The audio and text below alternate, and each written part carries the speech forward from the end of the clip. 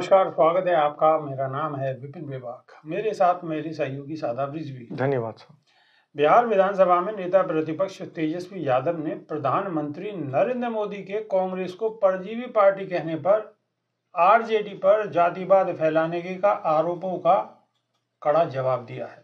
तेजस्वी यादव ने कहा है कि असल मुद्दा यह नहीं कि कौन किसे डुबा रहा है, बल्कि सच्चाई यह है कि देश की अर्थव्यवस्था चौपट हो रही है और बिहार के साथ लगातार सौतेला व्यवहार किया जा रहा है। तेजस्वी यादव ने कहा है कि कोई किसी को डुबा नहीं रहा, बल्कि पूरा देश डूब रहा है। अर्थव्यवस्था संकट में है, महंगाई और बेरोजगारी बढ़ रही है। आरजेडी नेता ने कहा है कि डबल इंजन की सरकार बिहार को विकास के मामले में लगातार नजरअंदाज कर रही है। प्रधानमंत्री को इतनी ही चिंता है तो बिहार को विशेष राज्य का दर्जा देना चाहिए और विकास की बात करें। कौन किसको डुबोएगा ये तो वक्त बताएगा।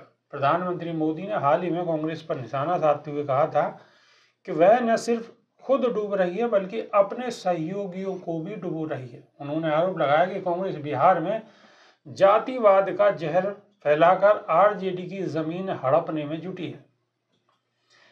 इस पर प्रतिक्रिया देते हुए तेजस्वी यादव ने कहा है कि असली मुद्दों से ध्यान भटकाने के लिए ऐसे बयान दिए जा रहे हैं। तेजस्वी यादव ने बिहार के विकास पर केंद्र सरकार की भूमिका पर सवाल उठाते हुए कहा है कि राज्य को लंबे समय से अनदेखा किया जा रहा है। उन्होंने कहा है कि जब भी बिहार के लिए विशेष राज्य का दर्जा मांगने की बात आती है तो केंद्र सरकार चुप्पी साध लेता है। शादाब रिजवी, प्रधानमंत्री मोदी कांग्रेस पर निशाना साध रहे हैं और कांग्रेस पर निशाना साधते साधते वो अपने गिरेबान में झांकने की कोशिश नहीं करते, सिर्फ कांग्रेस पर ही आरोप प्रत्यारोप लगाते रहते हैं। अगर उनसे ये पूछा जाए कि आप जब से सरकार में हैं, आपके साथ जितने गठबंधन में लोग थे, आप किन किन को चूस गए हैं, उनको भी थोड़ा सा बता दीजिए, तो उस पर वो मौन हो जाते हैं, लेकिन कांग्रेस पर निशाना साधते हैं। देखिए, ये कांग्रेस पर निशाना नहीं साध रहे हैं, ये साध रहे हैं निशाना बिहार पर, क्योंकि दिल्ली का चुनाव हो चुका है और राज्यों के चुनाव हो चुके हैं, उपचुनाव भी हो चुके हैं। अब चुनाव बचा है बिहार में जी। तो अब जहां अगले समय में या अगला जहां चुनाव है वहां पर ही तो प्रधानमंत्री नरेंद्र मोदी फोकस करेंगे। तो इसलिए अब इनका निशाना कांग्रेस पर या फिर किसी आरजेडी पर या जदयू पर या किसी और पार्टी पर नहीं है, इनका निशाना सीधा सीधा बिहार पर है। और अब ये बिहार के बारे में भाषण देते हुए नजर आएंगे। लेकिन इससे पहले बिहार की दुर्दशा इनको नजर नहीं आ रही थी, बिहार के हालात इनको नजर नहीं आ रहे थे। बिहार बाढ़ से जूझ रहा था, वहां पर किस कदर प्राकृतिक आपदाओं से वो जूझ रहा था, वहां भूखमरी से बिहार जूझ रहा था, बेरोजगारी से वहां जूझ रहा था, बिल्कुल।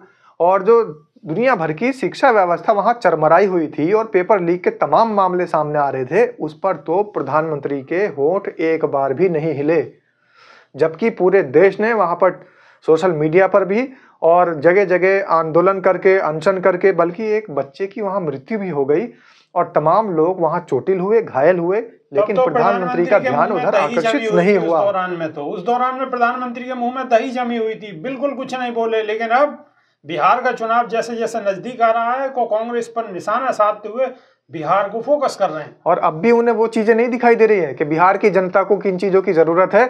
अब भी उन्हें सिर्फ इतना दिखाई दे रहा है कि कांग्रेस अगर जो है आरजेडी के साथ मिलकर लड़ेगी वहां पर तो क्या हाल होंगे।